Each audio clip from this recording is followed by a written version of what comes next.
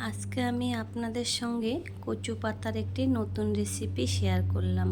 প্রচণ্ড গরমে দুপুরে খাবারের থালায় যদি এই রেসিপি পাওয়া যায় তাহলে আর কোনো কিছুই লাগে না। আমি এখানে প্রথমে কয়েকটা কচু পাতা নিয়েছি।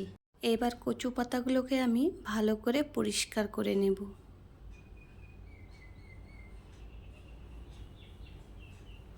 এইভাবে একইভাবে আমি সব কচু পাতাগুলোকে পরিষ্কার করে নেব।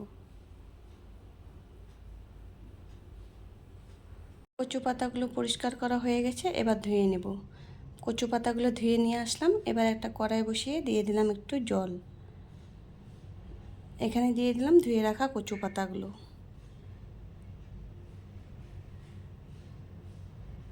এবার দিয়ে দিলাম একটুখানি লবণ। লবণের সাথে কচু পাতাগুলোকে একটু মিশিয়ে নেব। এখন আমি 2 মিনিটের জন্য এটা ঢাকা দিয়ে দিলাম।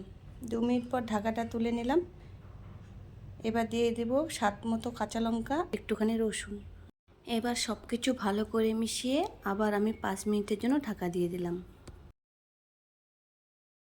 5 মিনিট পর ঢাকাটা তুলে নিলাম। কচু পাতাগুলো আমার সেদ্ধ হয়ে গেছে। এবার একটু নেড়ে চেড়ে নেব।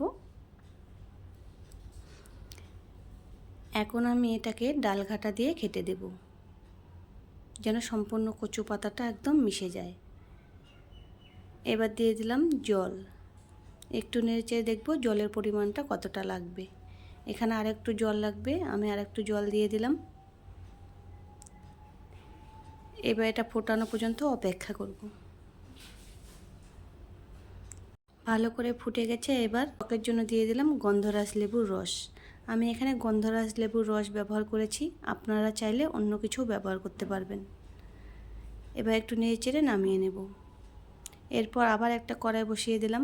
কড়াইয়ে দিয়ে দিলাম সামান্য একটু তেল, আর দিয়ে দিলাম একটা শুকনো লঙ্কা 2 টুকরো করে। একটু নেড়ে চেড়ে দিয়ে দেব থেতো করে রাখা রসুন। রসুন আর শুকনো লঙ্কাটা ভালো করে ভেজে নেব। ভাজা হয়ে গেছে। এবার কচুর যে ডালটা আমি রেখেছি সেটা আমি এর মধ্যে দিয়ে দিলাম। এবার নেড়ে চেড়ে নামিয়ে নেব। রেডি হয়ে গেল আমার কচু পাতার টক ডাল। যদি ভিডিওটা ভালো লেগে থাকে তাহলে চ্যানেলটাকে সাবস্ক্রাইব করে পাশে থাকবেন।